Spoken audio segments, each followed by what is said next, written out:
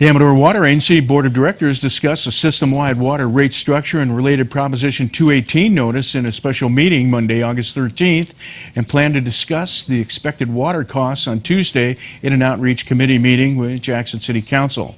Directors discussed the proposal with consultant Bob Reed of the Reed Group, who said some costs of the consolidated rate structure would not be known yet, but his estimates for certain costs for water in the 5 water systems had dropped significantly with the insertion of participation fees from JTS communities, of which he said 87.5% could be put toward the components of debt service costs for the Amador transmission pipeline and towards buy-in for services. Reed said $250,000 a year from JTS will offset debt service costs for the already built Amador transmission pipeline. He said that represents a pretty significant increase, up from $33,000, and makes the water rates less than they were in previous proposals. He said the typical Amador water system customer's rate would go up 14 cents a month.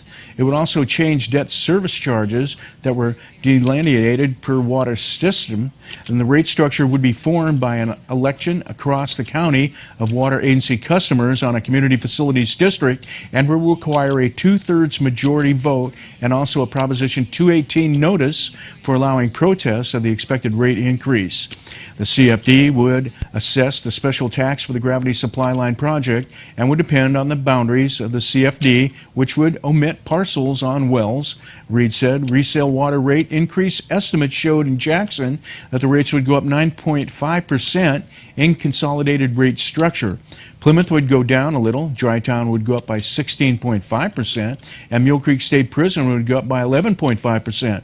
Wendell Pert suggested that the availability of the water for firefighting be considered, and Reed said the fire flow was not about home use of water. Reed said debt service charges per system were different, and the CFD for the gravity supply line would reduce bills in the Central Amador Water Project service area. AWA attorney Steve Cronick said staff is proposing system-wide rate structure and annual adjustments tied to an index, and the board could choose not to implement that adjustment over a 5-year term. Ken Berry asked if the rate could be based on actual spending, and Cronick said the Proposition 218 notification, which is in process, will say that in no case shall the adjustment exceed the cost of providing service.